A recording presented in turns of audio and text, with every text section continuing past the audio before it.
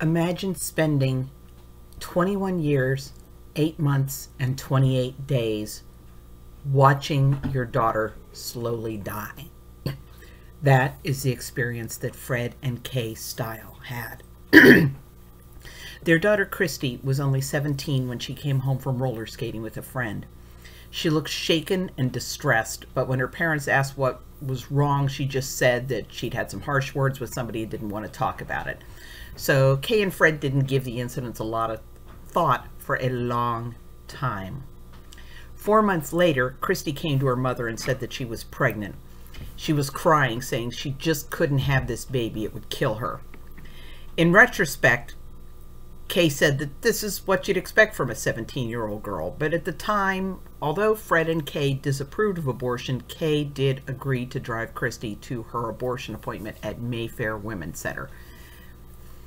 And to make a sad situation even sadder, the abortion was scheduled for the day after Christi's 18th birthday. Now, even though Kay and Christi had been referred to Mayfair by a Planned Parenthood, they were nervous.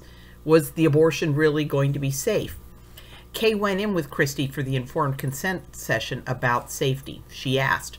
She was reassured that the only risk was of heavy bleeding and that the clinic had everything on hand to deal with that situation. So Kay felt reassured.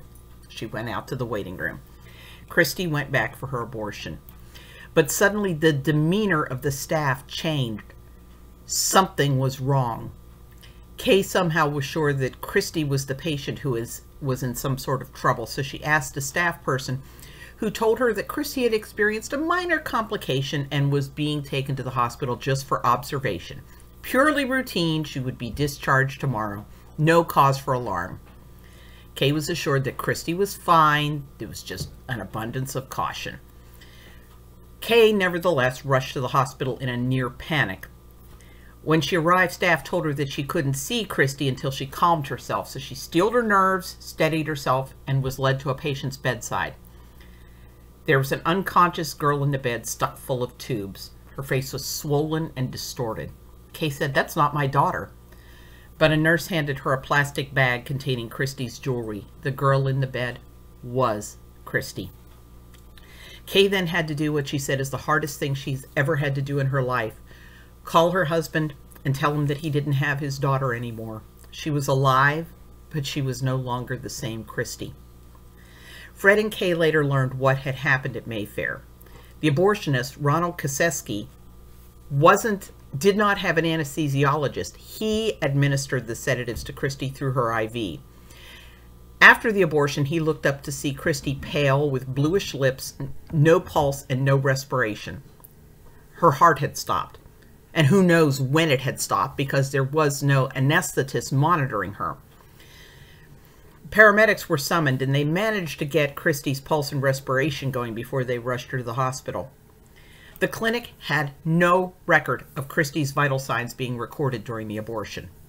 Although Koseski's attorney insisted that the clinic had a crash cart to deal with emergencies, Kay said that Koseski had told her that the clinic had no crash cart.